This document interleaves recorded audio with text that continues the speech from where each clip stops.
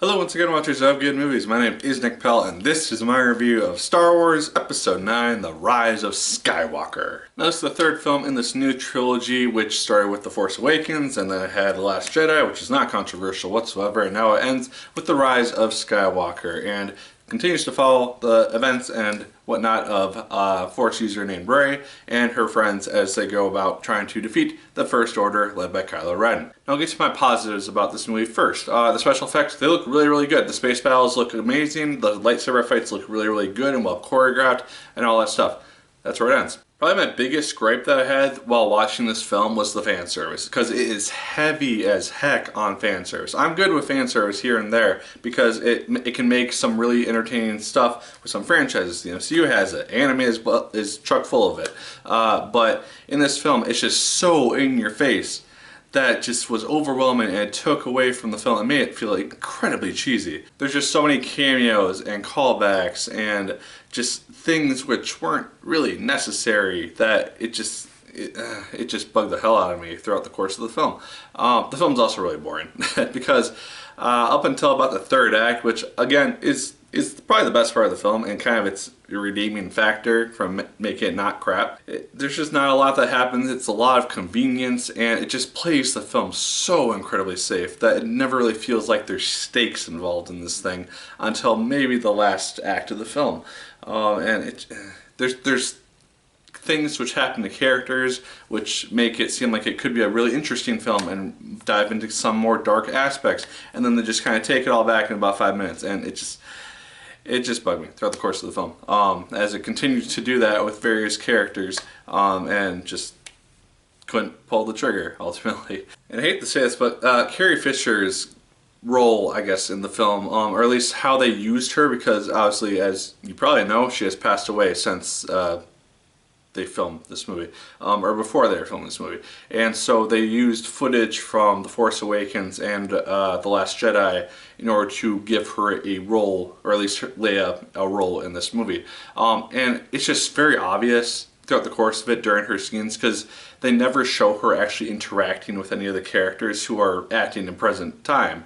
I don't know, it just felt very weird anytime she was on screen, because you just kind of knew that this wasn't really what she was filming her scenes for, and it felt like the actors were just kind of given lines to work around what footage they had, and it just all felt very awkward whenever she was on screen, and again, it bugged me. A lot of this film just really bugged me. Again, the third act of the film, when it gets to the final climax, final showdown, it actually was really cool. I will give the film that when it gets to its final confrontation, which I will not spoil.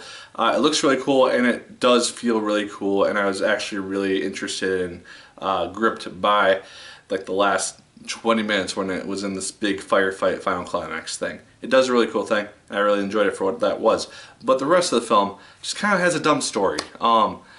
And I'm not going to go into it here because I don't want to go into spoilers or anything, but there's just a lot of things which don't really work.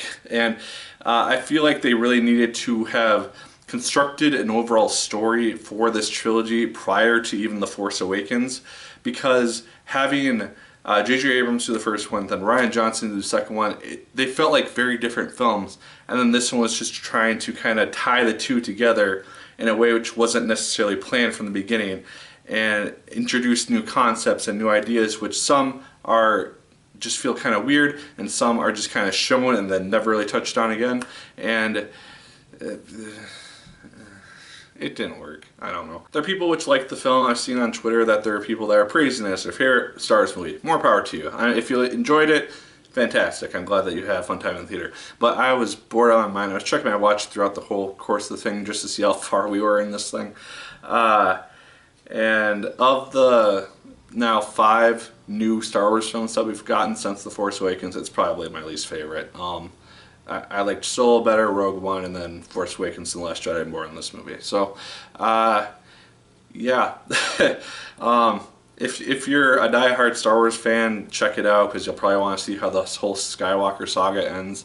But if you're not huge into Star Wars, probably avoid it, because I think you're going to be bored out of your mind during it, and it's probably not going to do a whole lot for you. But yeah, those are my thoughts on Star Wars Episode 9, The Rise of Skywalker. What did you think about it? Let me know in the comments down below. Did you like it as much as I did? Did you hate it more than I did? let me know. Like, fair comment, and subscribe once again if you so choose. I appreciate it immensely. And let me know what your favorite Star Wars film in this new batch of films from The Force Awakens to Rise of Skywalker has been. I'd be curious. And as always, my people, my name is Nick Pell, and once again, keep on watching.